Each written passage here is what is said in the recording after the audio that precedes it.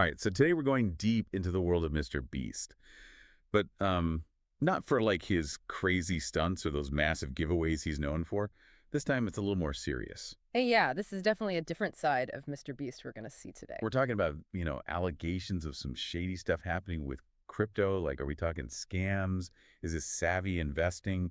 Where's the line between those two things? Yeah, it's a good question because, on one hand, you have this guy, MrBeast, who's known for being super generous, a philanthropist, giving back to the community. And now we have these accusations. It really makes you think about trust and influence, especially when you have such a huge online platform. What kind of responsibility comes with that? Definitely a lot to unpack. And we're basing this deep dive on a YouTube investigation by CoffeeZilla. Have you heard of them? Oh, yeah, CoffeeZilla, he's known for those deep dives he does, exposing scams and shady business practices. Yeah, and in this investigation, he interviewed a bunch of people involved in these different crypto projects. He looked at the blockchain transactions, even tried to reach out to Mr. Beast for a comment. So, like, really doing his homework here. One of the things that came out of that investigation is that MrBeast might have made millions of dollars backing all these small cap crypto tokens, Small cap meaning. basically cryptocurrencies that have a pretty small total market value. Okay. And I guess that's not necessarily a bad thing on its own. No, not really, but you got to remember those tokens can be super volatile. They Mm. can go way up in value, but they can also crash really hard. And that's where the controversy comes in. Right, exactly. Yeah. It's not just that he made money, it's how he made it. And what could that mean for his followers? So many of them are probably young and new to crypto. Yeah, think about that. They see their favorite YouTuber doing something, they want to do it too. They trust him. Right, and there's two separate investigations, actually. One by this group called SXBT, and another by some independent researchers. They're saying MrBeast might be involved in what they're calling pump and dump schemes. Okay. Explain that one to me. So basically, it's when someone with a lot of influence, like MrBeast, promotes a cryptocurrency to their followers. Okay. So that makes the price go up. Exactly, pump it up. Then they sell all their holdings at that inflated price. Dump it. And what happens to the followers? They're often left holding the bag when the price inevitably crashes. Ouch. Not good. So are there any specific projects we should be talking about? There's a few that CoffeeZilla really dug into. One is this token called Super. Super? Yeah, and there are these leaked screenshots that suggest MrBeast personally negotiated a big pre-sale investment in Super. Pre-sale meaning he got in early. Exactly. He bought a lot of the tokens before they were even available to the public, usually at a discount. Okay. But again, that's not necessarily a bad thing by itself. True, but then things get a little strange. What happened? Well, MrBeast starts tweeting about Super, telling everyone how undervalued it is, making it sound like this amazing opportunity. And everyone trusts him. Of course, So what's the problem? while he's publicly hyping up Super, this fund that's allegedly connected to him is selling huge amounts of the token on the same day. Whoa, hold on.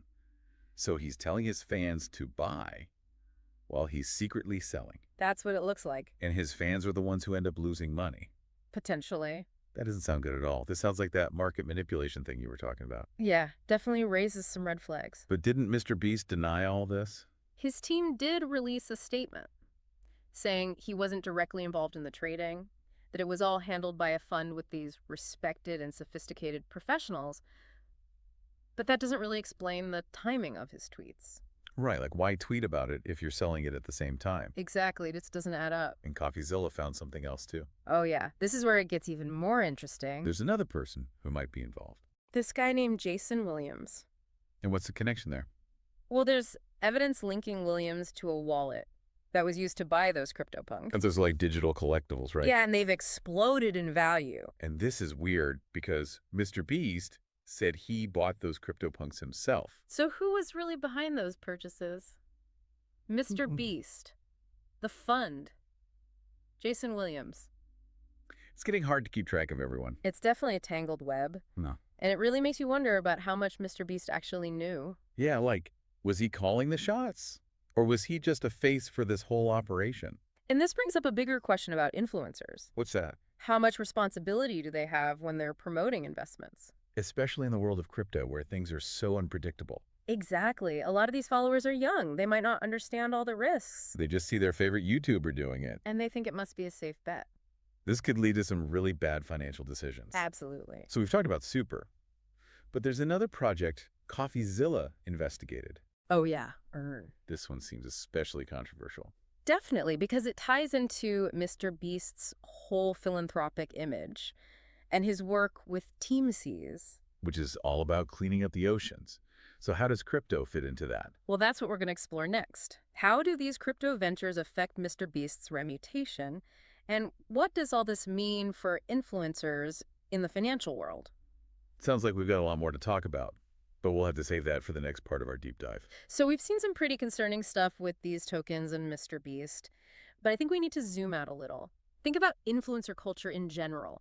It's become so intertwined with finance, especially in the crypto world. Yeah, and that's a whole other can of worms. It really raises some big ethical questions. Because it's not just about, giving a shout out to a product anymore.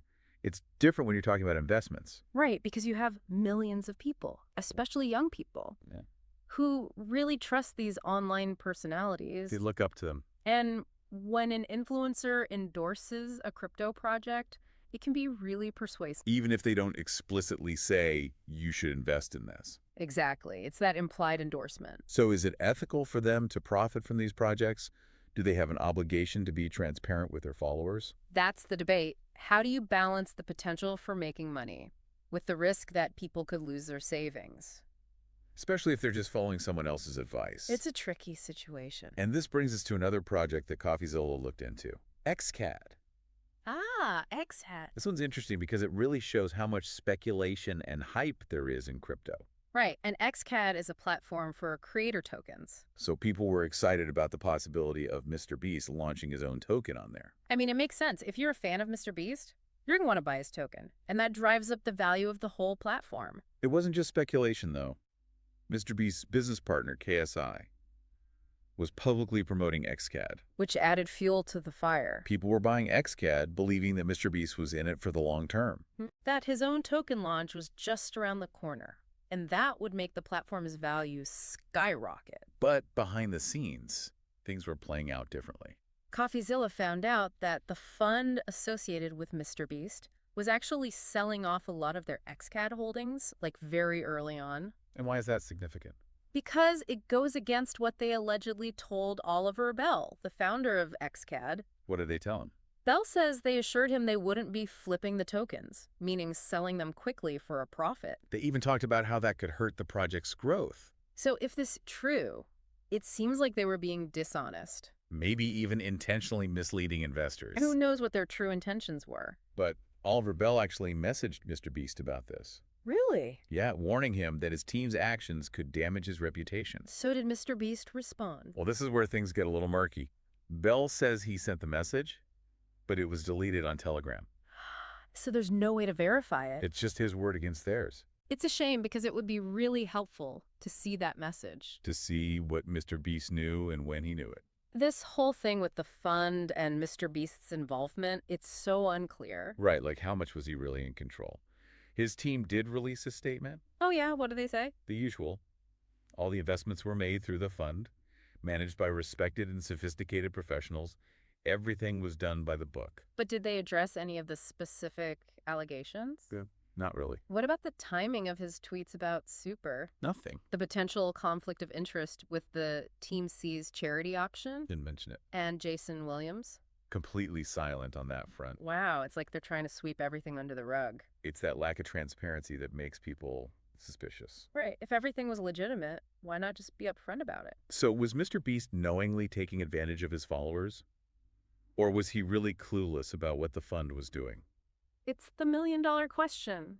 CoffeeZilla's investigation definitely raises some serious concerns. But we need more information, more transparency from MrBeast and his team. Until then, we're left with a lot of unanswered questions. And a whole lot of doubt. There's another anecdote from CoffeeZilla's investigation that I think is worth bringing up.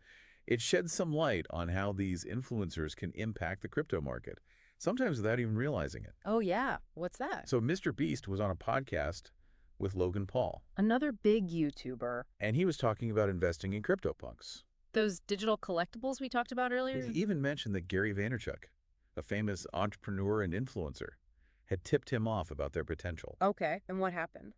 Well, Mr. Beast downplayed the influence that he and Logan Paul might have had on the market. He's saying it was just a coincidence that crypto punks went up in value after their conversation. That the market was going to happen regardless. But CoffeeZilla pointed out that's not really true. Mr. Beast tweeted about buying CryptoPunks on the same day he bought them, So he was definitely contributing to the hype. whether he meant to or not. It's a perfect example of how tricky this whole thing is.